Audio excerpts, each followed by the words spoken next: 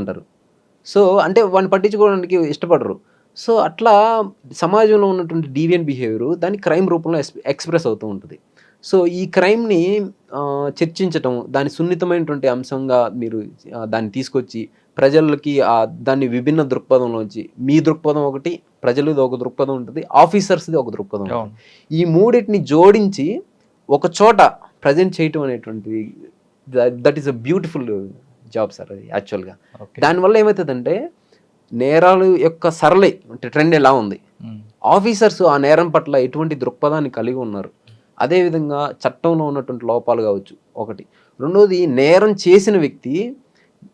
చేసిన వ్యక్తి యొక్క స్వతహాగా చేసేటువంటి మోటివ్ ఏదైతే ఉంటుందో దానికంటే కూడా ఎక్స్టర్నల్ ఫ్యాక్టర్స్కి ఎక్కువ ఇన్ఫ్లుయెన్స్ అవుతాయి. సో ఇవి ఎట్లా ఇన్ఫ్లుయెన్స్ చేస్తాయి వ్యక్తిత్వాన్ని. సో దానివల్ల ఆ వ్యక్తి యొక్క జీవితం, ఆ వ్యక్తి యొక్క కుటుంబం, ఆ వ్యక్తి యొక్క గౌరవం అనేటువంటి ఎట్లా ఇంపాక్ట్, ఇన్ని అంశాలు మీ క్రైమ్ డైరీ ఇంటర్వ్యూస్ ద్వారా తెలుసుకోవచ్చు sir. So that is a very beautiful thing. That is why మీకు ఇంటర్వ్యూ స్టార్టింగ్ ముందే మీరు రికార్డ్ చేయడానికి ముందు కూడా I'm feeling very happy to meet you sir అని చెప్పింది. సార్ ఒకసారి మనం వెనక్కి వెళ్దాం. ఇప్పుడు మీకు 780 ర్యాంక్ వచ్చింది, మరొకసారి ఇంకొకసారి అటెంప్ట్ చేయాలి ఎందుకు అనుకుంటున్నారండి? దానికి ఉన్నాయి సార్ రీజను. మీరు నాకు కూడా అడిగారు పోలీసు మీరు ఐపీఎస్ అయితే ఇంకా బాగుంటుంది అని. అంటే ఇంకో చెప్పండి, మీరు ఇప్పుడు ఒకవేళ ఇంటర్వ్యూలో సెలెక్ట్ అయిన తర్వాత ఆప్షన్లో మీకు ఐఏఎస్ ఐపీఎస్ వచ్చింది అనుకోండి, దేని మీరు ప్రయారిటీ ఇస్తారు? సార్ నేను ఐఏఎస్కే ప్రిఫరెన్స్ ఇస్తాను సార్. Okay, why? బికాజ్ నాకు ఈ సమాజంలో ఇప్పుడు నాలాగా ఉన్న పిల్లలు ఉన్నారు, వాళ్ళకి ఇప్పుడు నాకన్నా సపోర్ట్ సిస్టమ్ ఉంది, ప్లస్ అది నా ఎబిలిటీస్ ప్లస్ నాకున్న బ్యాక్గ్రౌండ్ కావచ్చు, నా సోషల్ కన్స్ట్రక్ట్ కావచ్చు. సో వీటన్నిటి ద్వారా నాకు సపోర్ట్ సిస్టమ్ అనేది మొబిలైజేషన్ అయ్యింది. కానీ అది లేని వాళ్ళ పరిస్థితి అండి. సో అటువంటి వాళ్ళకి కూడా నా వంతు కృషి చేయాలి, వాళ్ళకి హెల్ప్ చేయాలి, రిసోర్సెస్ని. కానీ నా వ్యక్తిగత హోదాలో నేను అన్ని వేల కోట్లు లేకపోతే ఇన్ని మానిటరీ రిసోర్సెస్ నేను పర్సనల్గా నా దగ్గర లేవు. సో నేనేం చేయాలను, ఒక డెసిషన్ మేకింగ్ పొజిషన్లో ఉన్నాను అనుకో, గవర్నమెంట్ రిసోర్సెస్నే నీడీ పీపుల్కి అందించగలుగుతా ఒకటి. రెండోది ఏంటంటే నేను బలంగా చాలా దృఢంగా ఐఏఎస్ అవ్వాలి ఎందుకు అనుకుంటున్నాను అంటే, మనకి 108 సర్వీస్ ఉంది సార్. మనకి ఎక్కడన్నా యాక్సిడెంట్ అయితే వచ్చి అయ్యో కుర్రోమర్రో అనుకుని కాల్ చేస్తే వచ్చి తీసుకెళ్ళి హాస్పిటల్లో చేసి అంత ఆపరేషన్ చేస్తారు.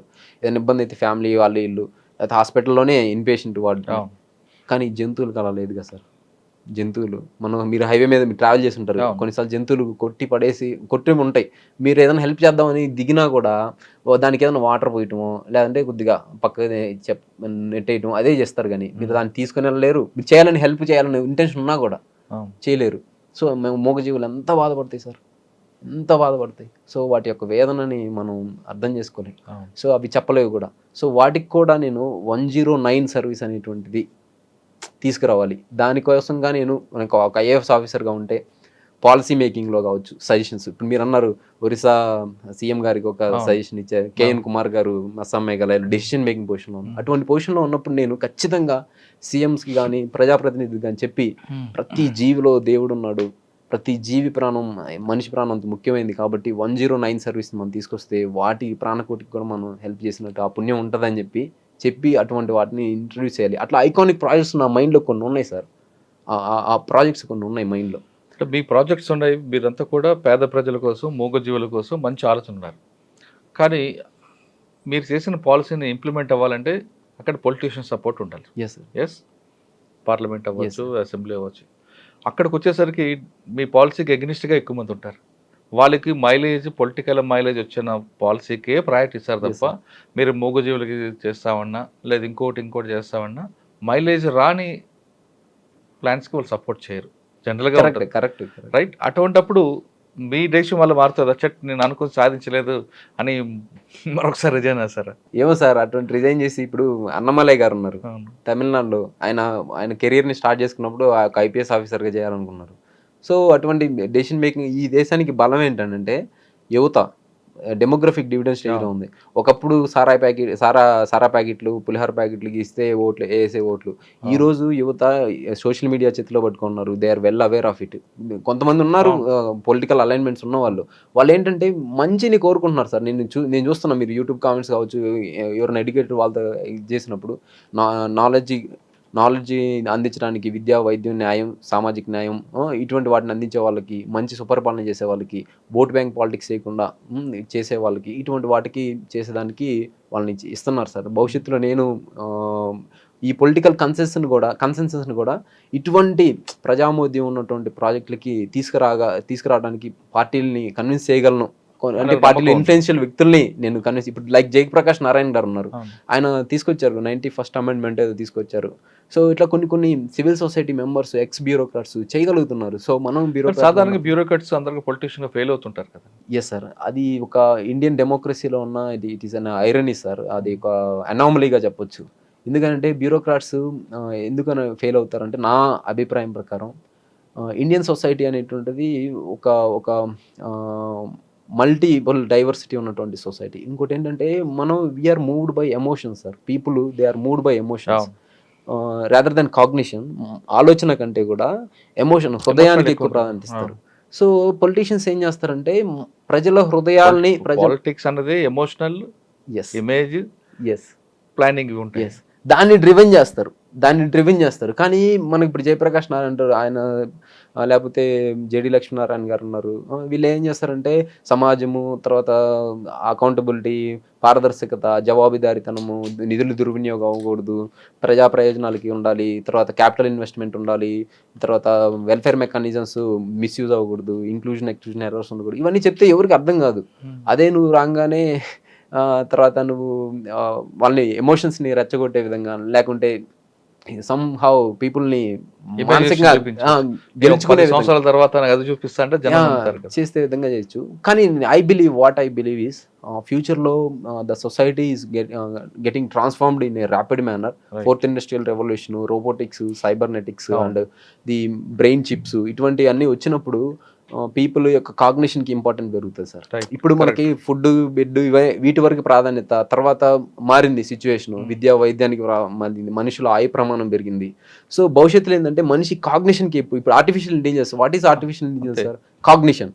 సో ఆలోచన శక్తిని చేసుకోవడం, దాన్ని క్రియేటివిటీ, అదే సొంతగా సృష్టించి సృజనాత్మకతను చేయటం అనేటువంటిది.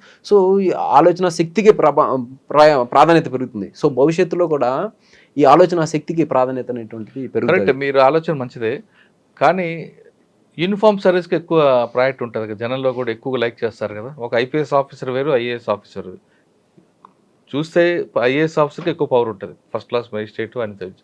కానీ జనంకి వచ్చేసరికి యూనిఫామ్ సర్వీస్లో ఒక ఐఏపీఎస్ జరుగున్న క్రేజ్ అనేది వేరేగా ఉంటుంది. Yes sir, I agree with your point of view sir. Uniform సర్వీస్కి ఉన్నటువంటి క్రేజ్ ఎందుకనంటే that is police is the direct manifestation of power sir, direct manifestation of power. ఇక్కడ ఐఏఎస్ దగ్గర కూడా, డిస్ట్రిక్ట్ మ్యాజిస్ట్రేట్ దగ్గర కూడా పవర్ ఉంటుంది, కానీ ఆయన డైరెక్ట్ మేనిఫెస్టేషన్ చేయరు, ప్రజలని డైరెక్ట్ ఇంపాక్ట్ చేయరు, ఆయన ఇండైరెక్ట్ గా ఇంపాక్ట్ చేస్తుంటారు. ఇప్పుడు మనకు రేషన్ ఉంటుంది, పేదవాడు రోజు అన్నం తింటాడు, అది మన కలెక్టర్ గారి ద్వారా అది ఆ ప్రోగ్రామ్ అమలవుతుందని తెలియదు పేదవాళ్ళకి, మెజారిటీ పేదవాళ్ళు. కానీ ఒక వ్యక్తి ఒక కుటుంబాన్ని లేదా కొట్టారనుకోండి, ఇప్పుడు పోలీసు వాళ్ళ దగ్గరికి వెళ్తే వాళ్ళు వచ్చి ఈ ప్రాబ్లం సాల్వ్ చేస్తారని ప్రజలకి, పీపుల్కి తెలుస్తుంది. దట్ డైరెక్ట్ మేనిఫెస్టేషన్ అనేటువంటి కాంటాక్ట్ ఉండటం వల్ల ఆ ఇమేజ్ అనేటువంటిది పెరుగుతుంది సార్. సో ఐ బిలీవ్ ఫ్యూచర్లో కూడా పీపుల్ కాగ్నిషన్, చెప్పాను కదా, కాగ్నిషన్కి ఇంపార్టెన్స్ పెరిగినప్పుడు, ఇటువంటి ప్రజల ఆలోచన శక్తి పెరిగినప్పుడు, ఓకేనా, అది అన్నారంట ఒక ఆమె ఉంటారు, పొలిటికల్ థింకర్, ఆమె అంటారు ప్రజల ఆలోచన శక్తి పెరగాలి, వాళ్ళు సివిక్ రిపబ్లికనిజంలోకి రావాలి, వాళ్ళు పాలిటిక్స్లో ఆలోచన చేయాలి, పాలిటిక్స్లో కూడా వివేచన చేయాలంటారు. సో అది పెరిగినప్పుడు ఖచ్చితంగా బ్యూరోక్రసీ. ఇప్పుడు మీరు 780లో ఐపీఎస్ తీసుకుంటారా? 780లో ఐపీఎస్ వస్తే ఖచ్చితంగా ఐపీఎస్ తీసుకుంటాను సార్. బట్ నేను మళ్ళీ బెటర్ అటెంప్ట్, నాకు ఇంకా అటెంప్ట్స్ ఉన్నాయి, నేను ఖచ్చితంగా మళ్ళీ. ఒకవేళ ఐపీఎస్ తీసుకున్నారనుకోండి, మీకు ఏపీ క్యాడర్ వచ్చింది అనుకుందాం, ఓకే, ఏపీ క్యాడర్లో మరి మీకు అవమానపరిచిన ఆఫీసర్ ఎదురయ్యారు అనుకోండి, అప్పుడు ఏం చేస్తారండి? నన్ను అవమానించినటువంటి ఆఫీసర్ ఎదురైన సందర్భంలో మామూలుగా చాలా కామన్గా వచ్చేటువంటి ఆలోచన, మీరు ఏం టెన్షన్ అడిగారు నాకు తెలుసు, ప్రతీకారమా లేకపోతే ఆ రివెంజ్ ఉంటుందా అన్నటువంటిది. సో నా ఉద్దేశంలో ఏంటంటే సార్, రివెంజ్, నా ఉద్దేశం అది కాదు, ప్రతీకారం తీర్చుకుంటారని కాదు. ఆ వ్యక్తి మీకు ఒక విధంగా హెల్ప్ చేశాడని నేను అంట, అంటే మీరు ఆ రోజు అవమానపరిచారు, దానికి ఎవరు కాదనరు, కానీ అవమానపరచడం పీక్ స్టేజ్కి వచ్చింది కాబట్టి మీలో ఒక కసి బయలుదేరింది. ఆ కసి వల్ల మీరు ఆ రేంజ్లో ఖచ్చితంగా వెళ్ళాలని వచ్చారు. ఒకవేళ ఆ సంఘటన జరగలేదు అనుకుంటే మీరు రొటీన్గానే ఎఫర్ట్స్ పెడతా ఉండేది. అది వెళ్తుంటారు, కానిస్టేబుల్ నుంచి లేదు మహా అయితే ఎస్ఐ అవుతారు, లేదంటే గ్రూప్ 1 రాస్తారు. అయితే ఆ విధంగా భావిస్తారా? లేదు ఆయనకు ఒకసారి నేను చూడాలి అంటారా? నేనేమంటానంటే హెల్ప్ చేయాలన్నప్పుడు మనం యాక్షను, దాని అనుకున్నటువంటి ఇంటెన్షన్ రెండింటిని చూడాలి. యాక్షన్ ఇంటెన్షన్ రెండు హెల్ప్ చేయాలనేటువంటి ఇంటెన్షన్తో ఉన్నాయనుకోండి, సో అప్పుడు అది హెల్ప్ అవుతుంది. అట్లా కాకుండా ఇంటెన్షన్ వేరే, యాక్షన్ యొక్క రిజల్ట్స్ వేరే. ఇప్పుడు ఆయన చేసిన యాక్షన్ వల్ల నేను సివిల్ సర్వీస్కి వచ్చాను, బట్ ఆయన ఇంటెన్షన్ ఏంటంటే ఆ రోజు నన్ను హర్ట్ చేయటము, నన్ను డెరోగేటరీగా చేయటం అనేటువంటి నా ఆత్మస్థైర్యం దెబ్బ. సో ఇక్కడ ఇది సింక్రనైజేషన్ లేదు కాబట్టి it was an accident. Are you getting my point? It was an accident. The accident that has turned my thought process and my course of action in my career. Correct. So ఆ accident. So ఇప్పుడు మీరు ఎప్పుడైనా మీకు ఒక స్పాట్లో accident అయింది అనుకోండి, ఆ స్పాట్కి వెళ్ళినప్పుడు జాగ్రత్తగా ఉంటారా? మైండ్ఫుల్గా ఆలోచన చేస్తారా? ఓకే ఇది ఒక చేదనుభవం అనుకుంటారా లేదా? సో నేను కూడా అలాగే ఇది ఒక చేదనుభవం అనుకుంటాను. అదేవిధంగా ఆ ఆఫీసర్ మీద నాకు ఎటువంటి రివెంజ్ కానీ ఉండదు. ఎందుకంటే నేను చెప్పాను కదా, I believe in the philosophy of కర్మ. ఒకవేళ రివెంజ్ చేసుకుంటే మీ హోదాను తగ్గించినట్లు అవుతారు. అది చెప్తున్నాను కదా, గాంధీజీ గారు ఏమంటారు, బలహీనులే రివెంజ్ తీర్చుకోవాలంటారు, బలవంతులు క్షమించి వదిలేస్తారు అనేటువంటి విజ్ఞతకు వదిలేస్తే ఒకటి. రెండోది ఏంటంటే విజ్ఞత కూడా కాదు సార్, విజ్ఞత వదలను నేను, కర్మ సిద్ధాంతానికి వదిలేస్తాను. మనం చేసిన కర్మ సిద్ధాంతాన్ని మీరు గతంలో చేస్తుంటారు, మీకు ఎవరికి అవమానపరుచుంటారో అది మీకు ప్రతిఫలం అందిపోయింది అనుకుందాం. Okay right. ఒకవేళ మీరు ఐపీఎస్ ఆఫీసర్ అయ్యారు, కానిస్టేబుల్ నుండి మీరు చూశారు, కానిస్టేబుల్కి అరే తురే అని పిలవడం, పేర్లు పెట్టి పిలవకుండా నెంబర్ పెట్టి పిలవడం, అంటే కానిస్టేబుల్ అంటే వాళ్ళ దృష్టిలో ఒక చిన్న స్థాయి, ఒక ఆఫ్టర్ ఆల్ కానిస్టేబుల్ అని మీకు ఒక ఆయన అన్నారు అంటున్నారు కదా, అటువంటి వర్డ్స్ మాట్లాడతారా? లేదు ఆ కష్టం నష్టం ఆ గౌరవం, వాళ్ళకున్న మానసిక శోభ, వాళ్ళకు ఒక ఆత్మగౌరవం ఉంటుందని గుర్తించి వాళ్ళు కూడా, అంటే ర్యాంక్ అనేది డిఫరెంట్, లెవెల్ అనేది ఒక వేరేగా ఉంటుంది, కానీ వాళ్ళు కూడా సమానంగా గుర్తిస్తారు మీరు? సార్ యాక్చువల్గా ఇప్పుడు పోలీసింగ్ విధానం అనేటువంటిది చేంజ్ అవుతూ ఉంది. మనం ఇంకా బ్రిటిషర్స్ ఆ లెగసీ, ఆ మూలాలు కొన్ని అనేటువంటివి ఉన్నాయి. పోలీసింగ్ అనేటువంటిది 90% ఐ మీన్ 85% లోయర్ ర్యాంక్ పీపుల్తోనే అది మీరు అన్నట్టు police constable basic pillar. So వాళ్ళని మనం ఇంకా ఉత్సాహపరిచి వాళ్ళ దగ్గర ఉన్నటువంటి టాలెంట్స్ని బయటికి తీసి చేయాలంటే, ఇప్పుడు ఒక కన్స్ట్రైన్డ్ సిచ్యువేషన్లో ఒక ఫ్లవర్ బ్లూమ్ అవ్వదు. అదే ఒక స్వేచ్ఛాపరమైనటువంటి వాతావరణంలో వాళ్ళకు ఉన్నటువంటి ఎబిలిటీస్ని రియలైజ్ అవ్వాలంటే ఫ్లవర్ అనేది బ్లూమ్ అవుతుంది. అట్లా ఇప్పుడు ఏముందంటే నా అబ్జర్వేషన్లో ఈ ఆఫీసర్ హైయర్ ఆఫీషియల్స్, మీకు ఇంకొక విషయం, డైరెక్ట్ ఐపీఎస్ రిక్రూట్స్ ఉన్నారా అయిన వాళ్ళు. సో ఆ ఆఫీసర్స్ చాలా ఎంపతితో ఉంటారు సార్, చాలా మంచి ఆలోచనతో ఉంటారు, గుడ్ గవర్నెన్స్ ఇవ్వాలంటారు. కానీ ఈ లోయర్ లెవెల్ పీపుల్ ఉంటారు, వాళ్ళు కూడా వీళ్ళు చెప్పింది చేయడానికి రెడీగా ఉంటారు. కానీ ఈ మధ్యలో ఉంటారు చూసారు, ఎస్ఐ, సబ్ ఇన్స్పెక్టర్, డిఎస్పీ, ఈ ర్యాంక్లో అంటే ప్రమోటీస్ వీళ్ళు ఉన్నటువంటి వాళ్ళు, ఇక్కడ ప్రాబ్లం వస్తుంది సార్. వీళ్ళు ఏంటంటే అటు హైర్ ఇది కాదు, ఈ డెసిషన్ మేకింగ్ పొజిషన్లో వీళ్ళు ఎగ్జిక్యూషన్ చేసి ఉంటారు. వీళ్ళు ఏం చేస్తారంటే మిస్ట్రీట్మెంట్ చేస్తారు సార్. సో వీళ్ళ యొక్క ఐడియల్స్ ఉంటాయా, ఇప్పుడు ఒక ఐపీఎస్ ఆఫీసర్ వచ్చి మనం సుపరిపాలన, గుడ్ గవర్నెన్స్ చేయాలి, ఫ్రెండ్లీ పోలీసింగ్ చేయాలన్నప్పుడు ఆ ఇంటెన్షన్స్ని వీళ్ళు ఎగ్జిక్యూట్ చేయరు. వీళ్ళ యొక్క అహంకార ధోరణి, వీళ్ళ యొక్క రిజిడ్ యాటిట్యూడ్స్ని ఇవ్వడం వల్ల అది జరుగుతుంది. సో నేనేం చేస్తానంటే, ఈ ఆఫీసర్స్ నాకు అన్ని లెవెల్లో తెలుసు కదా, కొత్తగా వచ్చిన ఐపీఎస్ ఆఫీసర్కి పోలీస్ కానిస్టేబుల్ లెవెల్ తెలియదు. సో నేను ఆ గ్యాప్ని అడ్రస్ చేస్తా, ఆ గ్యాప్ని అడ్రస్ చేసి ఇంక్లూజివిటీని తీసుకొస్తా డెసిషన్ మేకింగ్. ఈ రోజుకి పోలీస్ స్టేషన్స్లో జరుగుతున్న విధానం ఏంటంటే సార్, ఒక సబ్ ఇన్స్పెక్టర్ ముందు పోలీస్ కానిస్టేబుల్స్ కానీ హోంగార్డ్స్ కానీ కనీసం కూర్చోడానికి లేదు. అదే మీరు ఒక ఎంఆర్ఓ ఆఫీస్కి వెళ్ళండి, ఎంఆర్ఓ ఆఫీస్లో ఏదైనా డిస్కషన్ జరుగుతున్నప్పుడు ఎంఆర్ఓ గారు ఎదురు కూర్చొని అందరు స్టాఫ్ని కూర్చోబెట్టి వీడియో కాన్ఫరెన్స్ మీటింగో పెట్టడం జరుగుతుంది. సో అటువంటి బేసిక్ అది ఇవ్వాలి. తర్వాత వాళ్ళకి వీక్లీ ఆఫ్ సిస్టమ్ అనేటువంటిది ఇవ్వాలి. ఎందుకంటే మనకి ఖచ్చితంగా ప్రతి మనిషికి వీక్లీ ఆఫ్ సిస్టమ్ ఇవ్వాలనే సబ్జెక్ట్ వచ్చింది కాబట్టి 1000 మంది ప్రజలకి ఒక కానిస్టేబుల్ ఉండాలనేది పీపీఆర్ చెప్తుంది. కానీ ఇప్పుడు 1,00,000 మందికి ఒక కానిస్టేబుల్ ఉన్నారు. మ్యాన్ పవర్ లేనప్పుడు మీరు వీక్లీ ఆఫ్ స్టాటిస్టిక్స్ వేరే ఉంది సార్. ఇంకొకటి ఏంటంటే సార్, నేను బిలీవ్ చేసేది systematic organisation of resources and efficient use of resources sir. ఇప్పుడు మనకి మీ దగ్గర మనం చేయాలనుకుంటే రిక్రూట్ చేసుకుంటే గవర్నమెంట్కి చాలా మంది రిక్రూట్ చేసుకోవచ్చు. ఇప్పుడు ప్రజా వనరులు చాలా ఉన్నాయి. So that is the beauty. మనం ఇప్పుడు ఇండియన్ సొసైటీ, ఇండియన్ గవర్నమెంట్ అనేటువంటిది మనం రిసోర్స్ని ఎఫిషియెంట్గా యూజ్ చేసుకోవాలి. సో అందరిని తీసేసుకోవటం, వాళ్ళని ఎఫిషియెంట్గా యూజ్ చేసుకోలేకపోవడం అనేటువంటిది కాకుండా ఉన్న స్టాఫ్ని ఎఫిషియెంట్ ప్లానింగ్ తోటి, టెక్నాలజికలీ ఎయిడెడ్ సర్వలెన్స్ తోటి దీన్ని తీసుకొచ్చేసి ఆర్టిఫిషియల్ ఇంటెలిజెన్స్ కావచ్చు, డేటా అనలిటిక్స్ కావచ్చు, క్రైమ్ ఇప్పుడు మనం చూసుంటాం, క్రైమ్ హాట్ స్పాట్స్ని చూడొచ్చు, బ్లాక్ స్పాట్స్ చూడొచ్చు, ఇటువంటి వాటిని చేసి ప్లస్ క్రైమ్ అజంప్షన్స్ కూడా చేస్తున్నారు, తర్వాత ప్రిజంప్షన్స్ ఇటువంటివి కూడా ఉన్నాయి అనమాట. సో పోలీసింగ్ దానికి సంబంధించి సో బెటర్ ప్రాక్టీసెస్, గుడ్ ప్రాక్టీసెస్ని తీసుకొని వచ్చి ఈ స్టాఫ్ని కనుక వాళ్ళని సెన్సిటైజ్ చేయాలి సార్. స్టాఫ్ని సెన్సిటైజ్ చేయాలి, వాళ్ళ వెల్ఫేర్ని ఎన్షూర్ చేయాలి, వాళ్ళకు ఉన్నటువంటి ఏదన్నా గ్రీవెన్సెస్ ఉంటే వాటిని ఫాస్ట్గా అడ్రస్ చేయాలి. సో ఇటువంటివన్నీ చేసినప్పుడు వాళ్ళకి ఏంటంటే ఇది నా డిపార్ట్మెంట్ రా పలానా. ఇప్పుడు మీరు అబ్జర్వ్ చేసి ఉంటారు, నేను ఆల్మోస్ట్ 4-5 ఎస్పీల కింద పనిచేస్తాను సార్. రామాయపట్నం కావచ్చు, దీంట్లో కావచ్చు. ప్రతిసారి ఎస్పీ గారు మారినప్పుడు పోలీసింగ్ మారుతుంది సార్. మీరు అబ్జర్వ్ చేయండి, ఎస్పీ గారు మారినప్పుడు వర్క్ కల్చర్ మారుతుంది.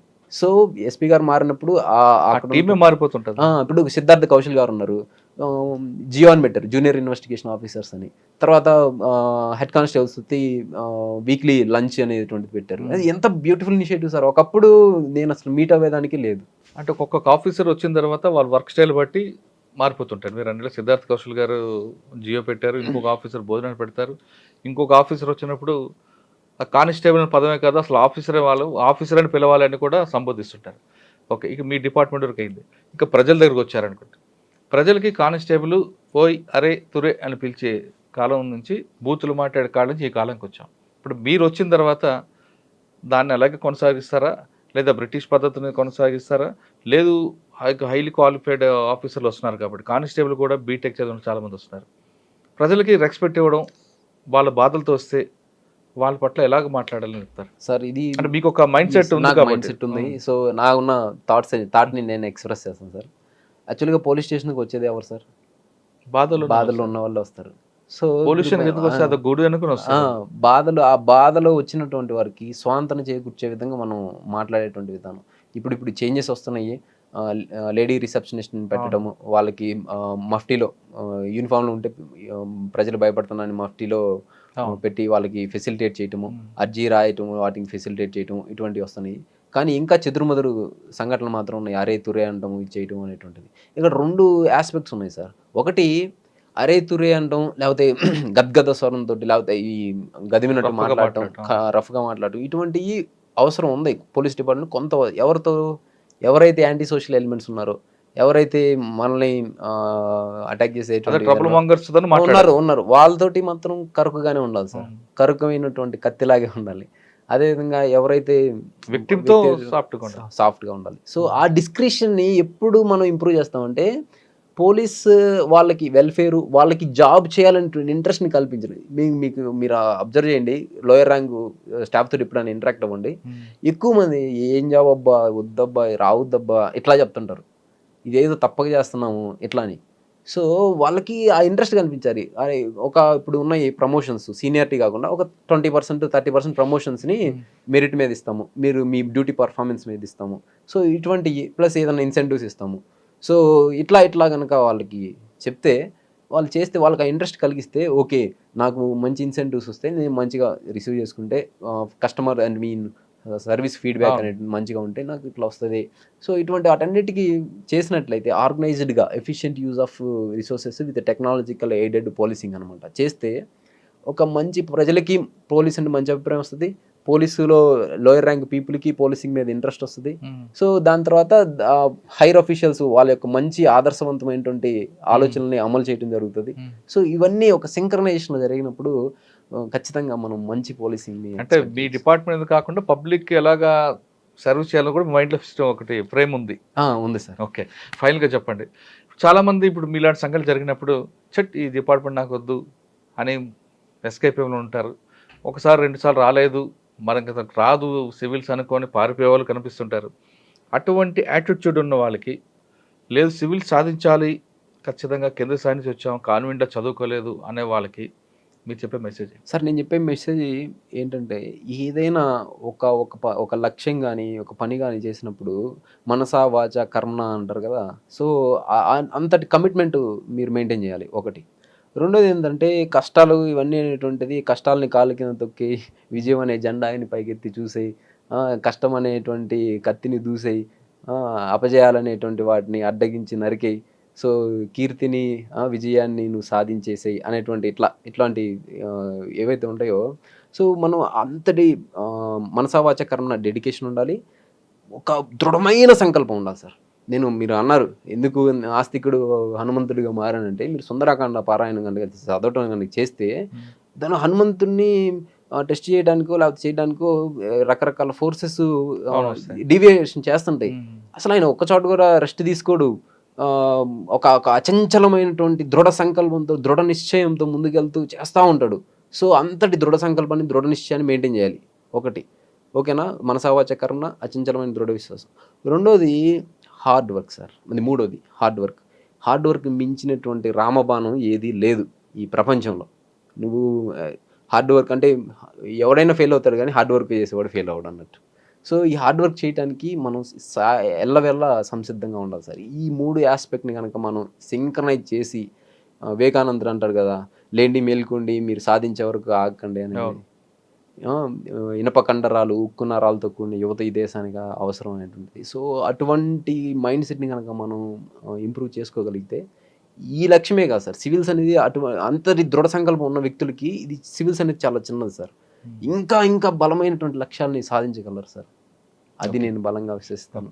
సో కృషి ఉంటే మనుషులు ఋషులు అవుతారు అనేది ఒక గీతం. మనిషిలో మన దృఢ సంకల్పం ఉంటే ఖచ్చితంగా ఋషులే కాదు మనం ఏదైనా సాధించవచ్చు అంటున్నారు Uday Krishnareddy. Constable after all constable అని ఒక ఇన్సల్ట్ నుంచి ఆయనలో ఒక కసి బయలుదేరి, ఆ కసి అనేది ఆయన మీద పగగా ప్రతీకారంగా తీసుకోకుండా తను ఒక లక్ష్యం సాధించుకోవడానికి ఆ కసిగా మార్చుకొని ఆ కసిగా చదివి 4వ సారి ఆయన సివిల్ సాధించారు.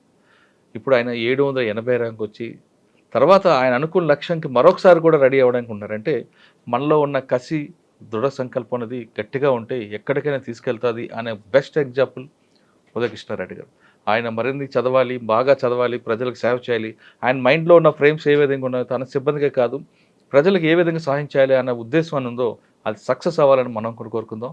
ఈ వారం ఉదయ్ కృష్ణారెడ్డి గారిని చూసి ప్రతి ఒక్కరు కూడా ఇదే విధంగా ఉండదు తప్ప కేవలం సెల్ ఫోన్లే మన జీవితం, తల్లిదండ్రులను మర్చిపోయి ఆత్మహత్యలు చేసుకుందాం, ప్రేమే మన జీవితం అంటూ మాట్లాడుతున్న వాళ్ళకి ఈయన ఒక బెస్ట్ ఎగ్జాంపుల్ ఒక రోల్ మోడల్గా భావించాను.